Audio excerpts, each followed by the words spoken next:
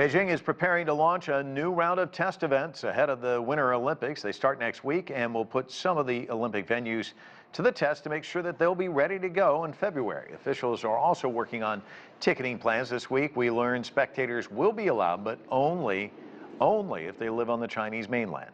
We also learned any unvaccinated participants will have to quarantine for 21 days after arriving in Beijing, and officials will create an Olympic bubble and institute daily testing. For more on China's Olympic preparations, let's go to Mike Bako. He's the sports editor at the website dailynational.com. Mike, let's start with these vaccinations, because here in the United States, some big-name sports stars grabbing headlines of late, saying this is personal choice. They don't want to get vaccinated. Professional athletes are being kind of encouraged in different ways, but the rules will be different in Beijing. It's going to make it tough for people who take this stance. This is going to be a lengthy quarantine, won't it?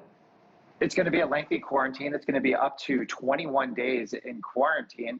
If you're an Olympic athlete from the U.S., you must be vaccinated before going over. That's one of the stipulations that the USOC came out with.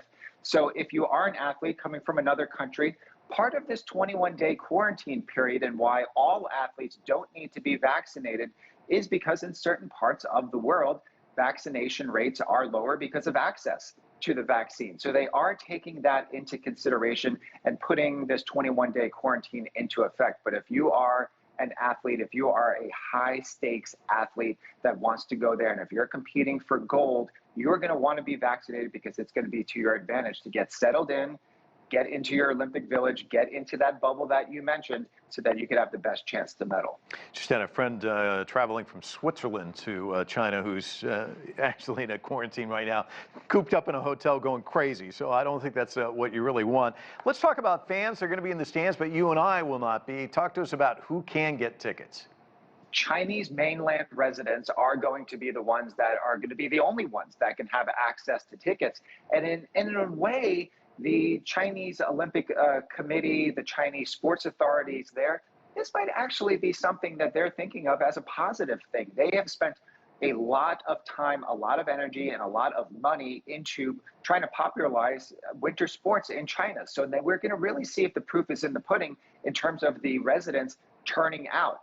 Are they now going to be fans of ski jumping? Are they going to be fans of skating? Are they going to be fans of curling after many, many years of trying to, on a grassroots level, encourage participation in these Winter Olympic sports? So right now, they're going to have first pick and only pick at all of the tickets for these events. You know, athletes study the competition very closely. I'm just curious about Tokyo. You know, it had its issues early on with the Olympic Games. I'm wondering, were there lessons learned for Beijing? I'm sure they were watching this and things that they probably took away from those games that could be helpful this time around.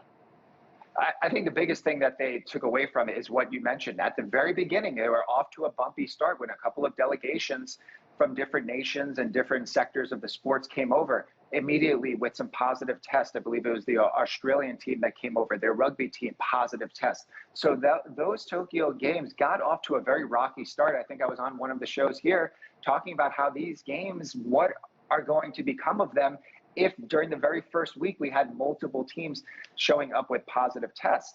On the good side, the games were not marred by positive tests. We didn't see someone qualifying for an event or looking to medal and then being forced out because of a positive test. So I think the lesson that was learned not only by the organizing committee, but by the athletes is stay in your own bubble, try to stay away from people. You are there for one mission. This is your one chance every 4 years for the Summer Games, every 5 years.